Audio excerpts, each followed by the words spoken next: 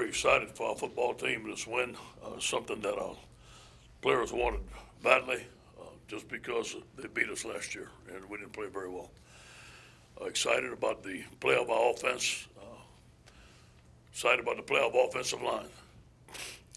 0 sacks against a very, very good rush unit. 0 turnovers. We ran the football. We gave time for Joe to throw the football. I'm excited about the play of our tackles. I thought Austin Deckers and Sadiq Charles had their best game after watching film. The interior was very solid. 511 yards of total offense, 218 yards rushing. There were holes in there. Clyde Evans-Helaire had a great game, a great run by Tyron Davis. 293 passing, 13 explosive plays. 1 out of every 4 were offensive plays were explosive. On defense, we finished strong. 7 points allowed in the second half. Forced 2 punts, an interception, and a goal line stance at the end of the game. We affected the quarterback. This was our best game rushing the quarterback with 13 hits, 4 hurries, and 2 sacks. Overall, good game for the LSU Tigers. A lot of stuff to improve on. Tell the truth Monday. We went over some extensive plays, especially on defense in the first half this morning that we're going to get fixed. A lot of stuff that we can get fixed, and they're all fixable. Moving on to Mississippi State, 2 years ago, we went over there. We did not play very well. This is going to be a loud crowd. They play very good at home, so we're expecting a tough battle. We're going to get ready this week for a tough battle on the road. Mississippi State's offense spread, 7 returning starters, 32 points per game, 414 yards, total yards, 228 rushing.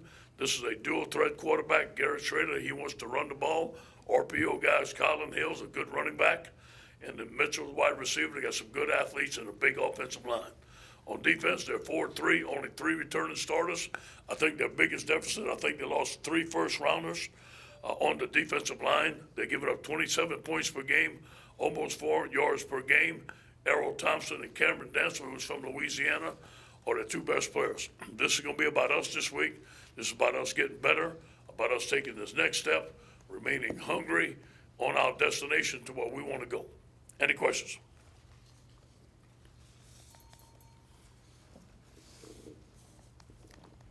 Hey Ed, with the run game on Saturday, it looked like Thaddeus Moss was involved a lot, and just on that, I mean, how did y'all kind of adapt in the run game as the year has gone on so far? Yeah, we feel that we've gotten better. Obviously, there are some choices that Joe can make at the line of scrimmage. He made some good choices. If there are not enough people in the box, we're going to run the ball. If there's too many people in the box, we're going to throw the football, and that's the way the spread offense operates, and we're doing a good job of doing it. Hey, Coach, a lot of people that went to the game or watched the game said they were exhausted, after a game like that. Just so much energy for the guys that are actually involved in the game. How do you get re-energized to play another game? Yeah, well, first of all, I'd like to thank our fans. Saturday morning was a special day when we woke up. We knew we were going to win the game. We felt it the whole time. We knew it was going to be a challenge. When we got to the Tiger Walk, tremendous energy. Must have been, I don't know how many people there. It felt like it was 30,000 people there. And then at the end of the game, to see the stadium, we needed them in the 4th quarter. Everybody stayed in their seat. It was a tremendous energy. You talk about a winning edge, that was the winning edge. I always talk to Tommy Moffitt on the Monday. Our guys had a great workout this morning. They're less sore, they're less fatigued. They've been on other Mondays, so we're going to have a tremendous week of practice. Hey, and we saw that Terrace actually suited up for the game. And how close was he to being able to play? And do you expect him to practice this week? No, he's going to run some. He's going to do some individual this week, but he's not ready to play yet. Ed Ingram and rotating a little bit with Adrian McGee. I guess just kind of what are you seeing between those two right now, and what's maybe the plan? Got a good 1-2 punch. They don't get tired. Ed's getting in playing shape. He's learning his protections. Ed has some really good physical plays. I'm glad that we have him. Again, it gives us some flexibility. If we have to play Adrian at tackle, we can play him at tackle. Ed, you guys are starting to get a lot of praise. You're high in the rankings, Heisman Trophy talk, all this stuff. Yeah. Do you feel like you have to control the message with your team a little more, or do you feel like the maturity of your team will help them avoid being, getting the big head? It's what we want. It's what we want. We want to be mentioned in one of the top teams in the country. I want our guys to get a Heisman, but inside our room, It's about fundamentals, about the task at hand and beat Mississippi State. But it does do something for your program. That's why you come to LSU. You want the expectations to be high, but you also want to meet those expectations. But that doesn't mean a hill of beans. And you go to Mississippi State and not play well. So we have a lot riding on the line. It's one game at a time, and Mississippi State's on our way. Coach, when you have a program like Tell the Truth Monday, Tuesday, Wednesday, et cetera, is it for situations just like this, coming off of a win, Yeah. going to an opponent that might not, have that same luster? Yeah. And is that why coaches adapt that kind of thing? Well, here's what's got to happen is that they're 18, 19, 20, 21-year-old young men. Obviously, they've been away from us since Saturday night. So we're going to have to get them refocused today on the task at hand. But we do want to celebrate our win. That's why we don't start the 24-hour rule till today. And then we're going to celebrate our win. We're going to show them the good plays. We're going to show them the good things we did, the things we must improve. Then after we watch the film today, we have a 24-hour rule. We throw it in the garbage can. And on the Mississippi State, we stay focused that way. Ed, you're right. Two-part question. Did you talk to Joe Moorhead before you hired Joe Brady about Joe? That's one. And two, having a guy like Joe Brady on staff this week with his familiarity, do you lean into that at all when you prepare, like into his knowledge of Joe Moorhead?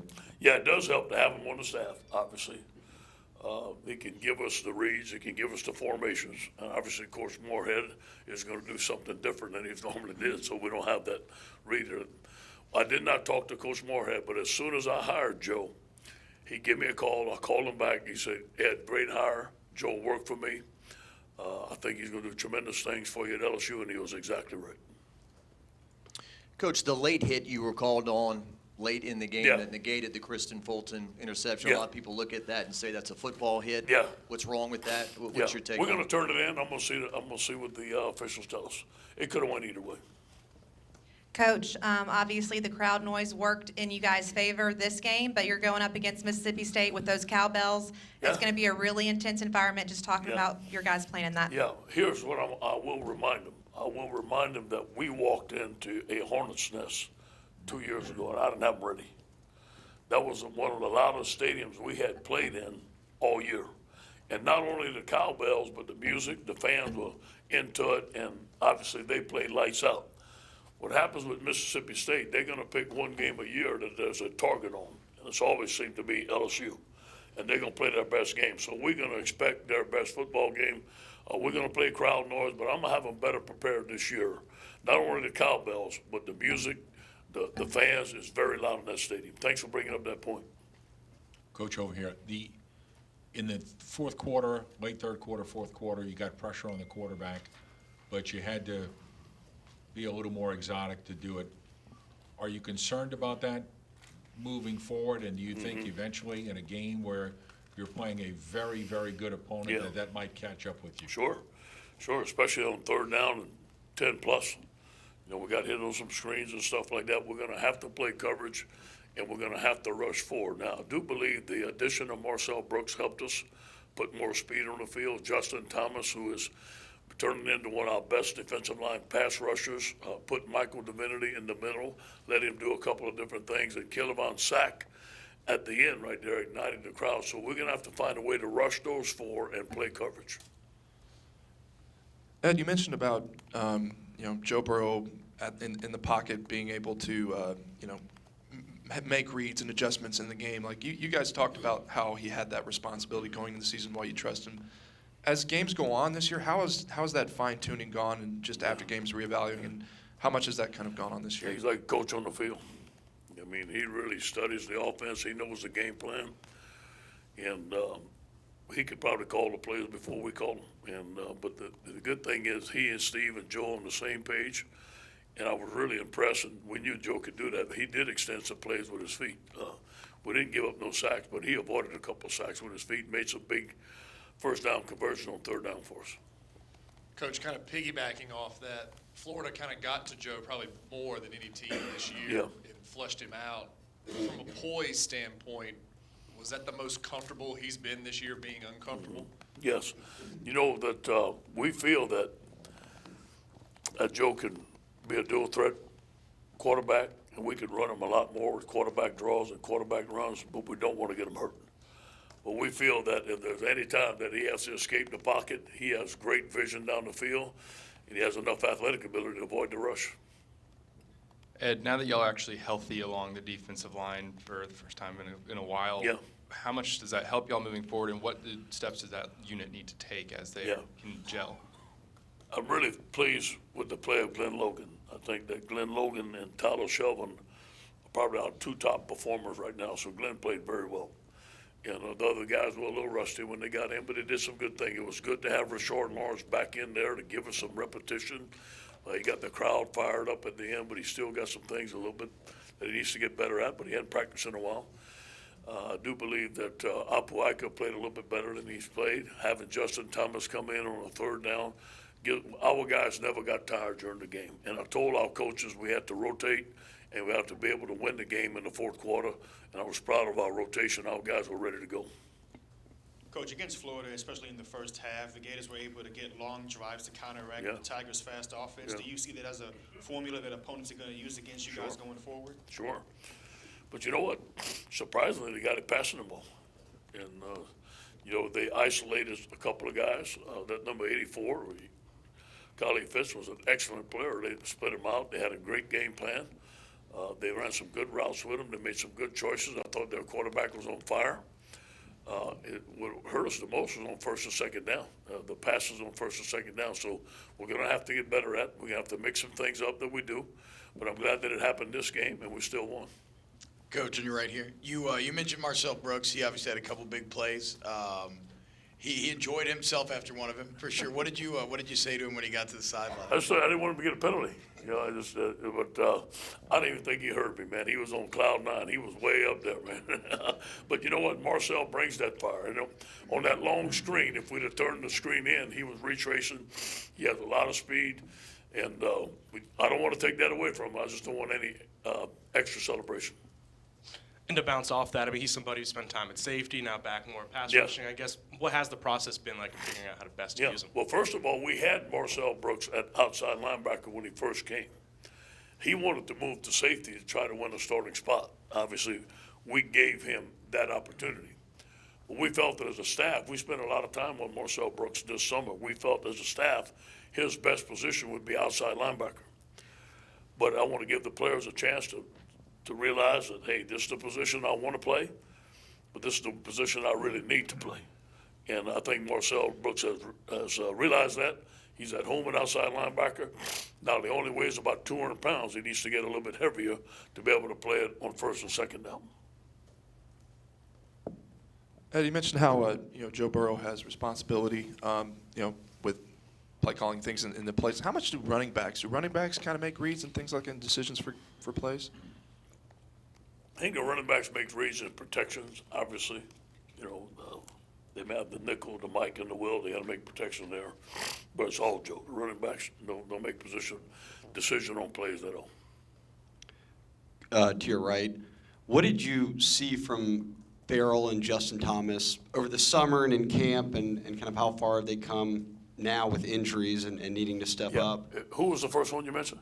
Farrell and Justin Thomas. Who was the first one? Neil Farrell. Oh, Neil Farrell. Okay, good. I said Farrell. All right, good deal. Yeah, Neil's always been a good player for us. Neil's gotten in great shape. Like I said, when we moved the first team, it was going to be hard to move him down. But Glenn is a good player, so we consider both of those guys first teamers.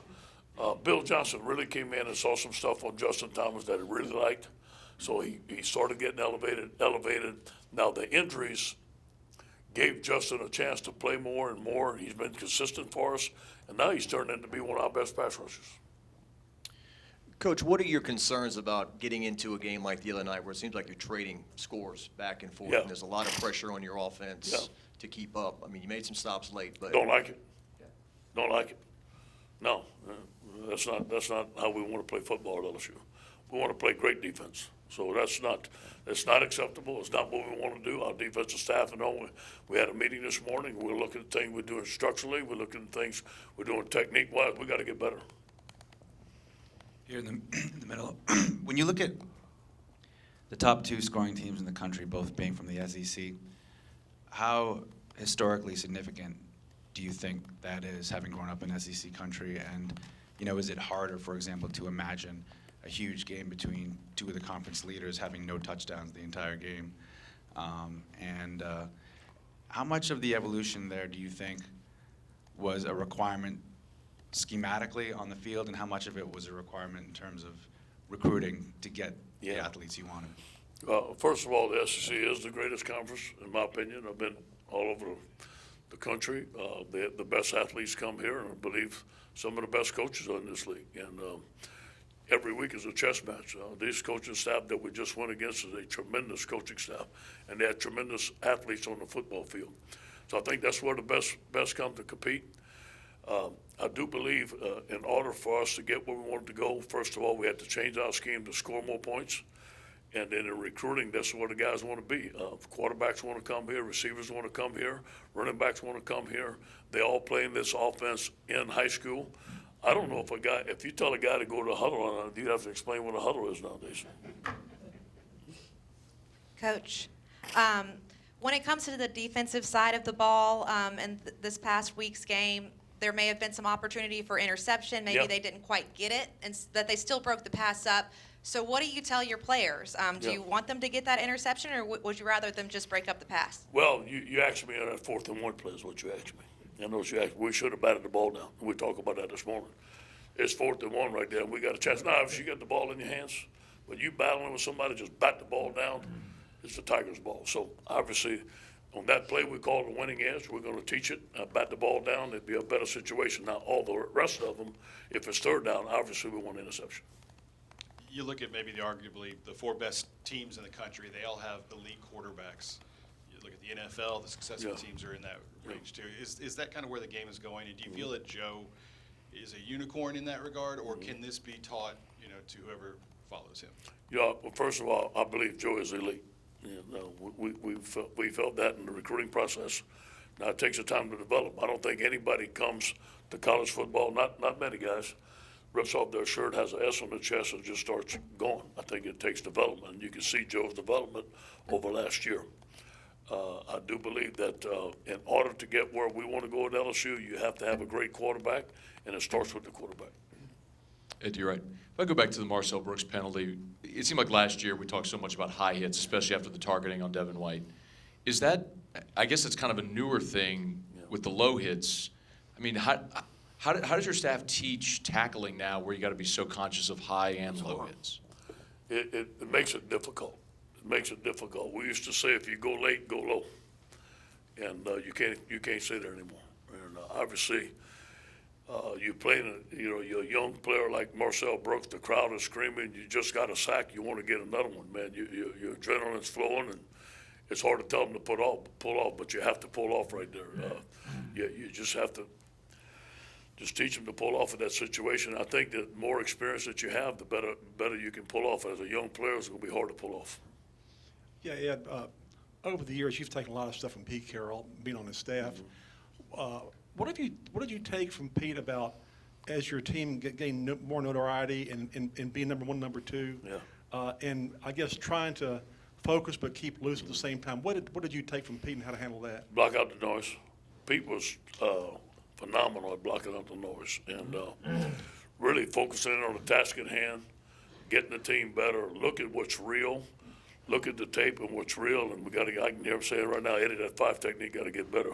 Even in a game where we may have 8 to 10 sacks, he would always point something out that we got to get better and be constructive and get better and better. Pete's teams got better as the season went on. That's what I want our team to do, get better and better and better. Really, the only ranking that counts is when you get in the college football playoff. Until then, none of them count as far as it's good right now, but it doesn't mean anything. You got to win consistently throughout the season. Ed, it seems like every broadcast they're showing Steve Ensminger and Joe Brady together up in the box. And, I mean, so Burrow said that Ensminger had that Jamar Chase touchdown play at the end ready to go. I mean, you've talked about the relationship. Have you ever been around like an offensive kind of mindset there that they can work in that way? And how much does Ensminger kind of value that with Brady? When we were at USC, Norm Child was there, but also Lane Kiffin and Steve Sarkisian were young coaches. And I thought they worked tremendous together. So have I seen it? Yeah, I've seen it before. And ended up being three pretty good coaches, all three of those guys, offensive minded. So it can work together, but I think that you have to have the right mindset. Like it all starts with Steve, obviously, and then Joe is, Joe's eager. He wants to do well. He listens to Steve. There's no this is me, this is you. It's about the football team. So those two guys are great team guys, and that's how it was at USC. Those guys had success together. Coach, over here, if I had told you 3 months ago that on October 14th you'd be averaging 52.5 points a game, you'd have told me what? I'll take it.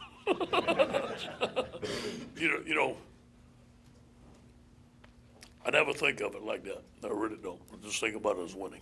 And obviously, the offense has exceeded our expectations at this point of the season. But there's going to come a game where it's not going to be so easy. And we're going to have to improve on defense and play better defense to win as a football team. And we have been winning as a football team. Our defense don't play that way the second half. I don't know what the outcome of this game is going to be. But scoring those points and all that is nice, but winning the game is the most important factor. Coach, up here at the top, pre-game and during the game, it was a who's who of recruiting on the sideline for you. What has that game and environment done for it?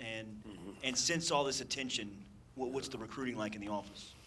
Yeah, first of all, having ESPN game day here, playing the Florida Gators, a team that all of us are recruiting the same guys. But the biggest thing that I thought that was the difference that helped us recruiting is you can tell them about Death Valley on Saturday night, but it was a lot of them's first time in Tiger Stadium. And a lot of our recruits stayed overnight. My office was busy yesterday morning from 9 to about 6 p.m. with recruits rolling in and out of there, some of them unofficial, 2 of them on official visits. To a man and to a parent, they said, Coach, we have never seen nothing like that. We've been around a lot of schools. We have never seen a crowd and an atmosphere like we saw last night. What a fantastic job by our fans. Coach, you got time for 2 more, Andy and then T-Bob. You were talking about that 4th and 1 situation where he should have knocked it down. Yeah. I know y'all had a situation last year where there was a guy who could have scored and you got him to get down so he didn't prolong the game. How hard is it to teach guys to go against their instincts, score, pick the ball off, that sort of thing? It is tough, but just like we call that sniper, the one that when he went down, and we have not taught him to bat the ball down on 4th and 1 as far as I know. But Thursday we're going to have a winning edge, which we call winning edge, which is special situations, and we're going to go over that situation and we're going to teach him to bat the ball down. Coach, to your right here, I want to ask you another one about Burrow. Where were some of his post-game comments? I mean, he's 22 years old, and he's sitting there after the big Florida win talking about don't let good enough stand in the way of greatness. Like, as a coach, what's your reaction when you hear that? LSU standard performance, and that's what you want your leader to do. Now, I told him jokingly, I said, well, I'm glad you're not the head coach. We'd be practicing tomorrow morning. I mean, he was kind of PO, but I like that. Because that's true leadership. And Joe knows where we want to go. We all know where we want to go. We got to do it one day at a time. Thank you, guys. Go Tigers.